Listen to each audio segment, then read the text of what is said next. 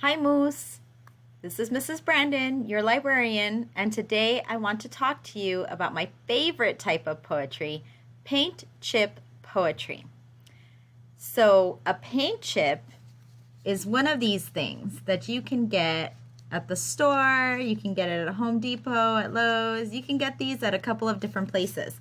They might look like these, they might look like these. Well, they have a lot of different paint options on them. They might even look like these with this weird little empty square. And paint chip poetry is really fun and easy to write. It's a great type of poem to write if you're having trouble thinking of ideas, or if you just want to write a poem but you don't have a clue what you want it to be about, what words you want to use, anything like that. Why is it so easy? Well, because these awesome paint chips have a neat little secret in there. They have, oh, you can't really see it. Hold on. Let me grab a different paint chip. They have names of paint on them, okay? So the trick to paint chip poetry is to get some paint colors that you really like, and you're going to use it as an inspiration for your poem. So there's a couple of steps to paint chip poetry. Let's go ahead and talk about them. And you're going to see that writing paint chip poetry is great. It is so fun. So the first step is you're going to make a list of all of the words, the paint names that are on your chip. So I have this paint chip right here. I don't want to show it to you yet. You can see it's a pink paint chip. And it had a couple of names. It has Cotton Candy Pink, Pinwheel, and Flamingo. It actually is Pink Flamingo and Pinwheel Pink. So you can hear that we have pink on this card a couple of times. If you end up with a paint chip that has a name or a color that is repeated over and over, you only have to use it one time, okay? So for this card, we have pink 3 times. I'm only going to use it once, okay?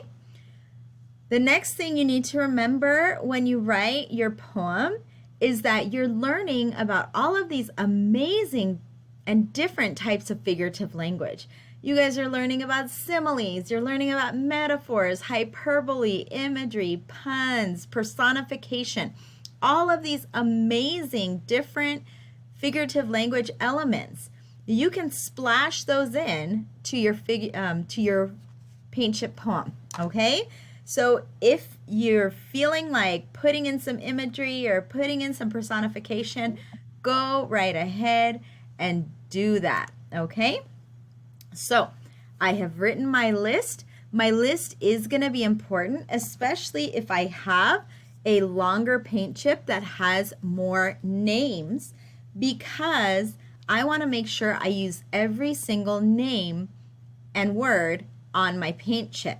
Now, one last thing is I can take these apart. I don't have to say cotton candy. I can use cotton in one part of my poem, and I can use candy in another part of my poem. They do not have to be put together like they are on the card, okay?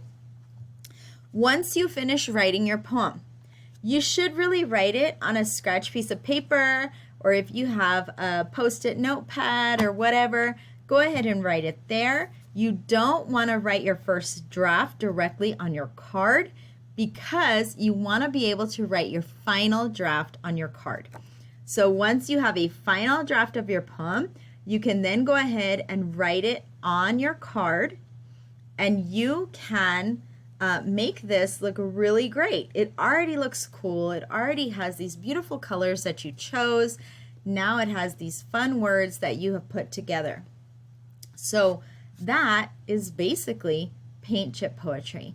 It's so fun to write. It's super easy because the words on the card are going to get your brain thinking, and it's going to give you some focus, especially for those of us that want to I just want to write a poem sometimes, but I don't have an idea of what I want to write about.